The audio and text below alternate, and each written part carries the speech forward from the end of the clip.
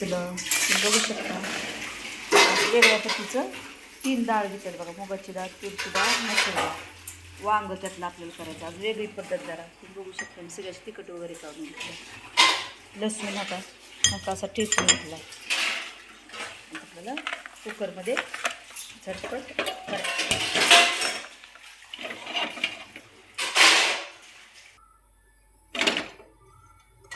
तुम्ही बघू शकता तेल टाकत आहे. आज वेगळी रेसिपी जरा सांबर टाईपच आहे बरं का. कोणी पण दाखवते कसं.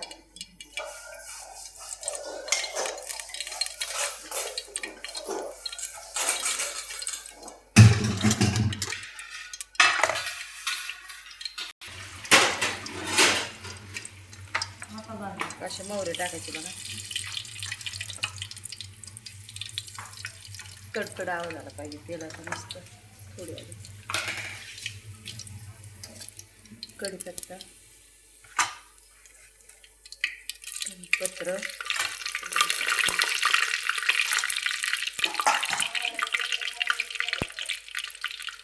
कांदा पण टाकायचा बरं का. टमॅटो, कांदा तुम्हाला शिकवते बघा. डाळ वांगे कसं करायचं खूप सोपी पद्धत आहे. आणि वांगे पण त्याच्यात टाकायचे बरं का. बटाटा आणि वांगे बरं का.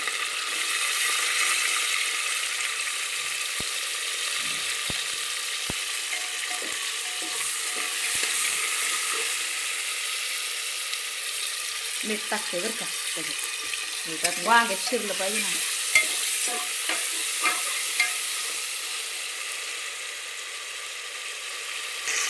आता सगळे मसाले काढलेले. मटण मसाला, लाल तिखट, घरातला मसाला असं बघू शकता.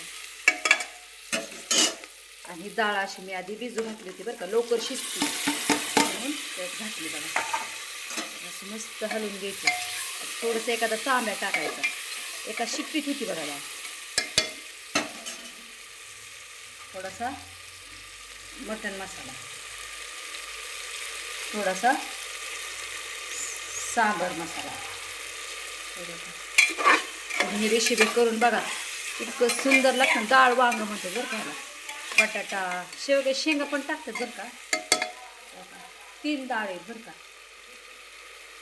थोडासा लसूण पेस्ट, पाणी टाकते. आता आपल्याला कुकरचं झाकण लावून टाकायचं. 2 शिट्ट्यात होऊ द्यायचं बघा. तुम्ही पाहू शकता कुकरचं झाकण लावले. 1-2 शिट्टीत होत आहे बघा डाळ वांग.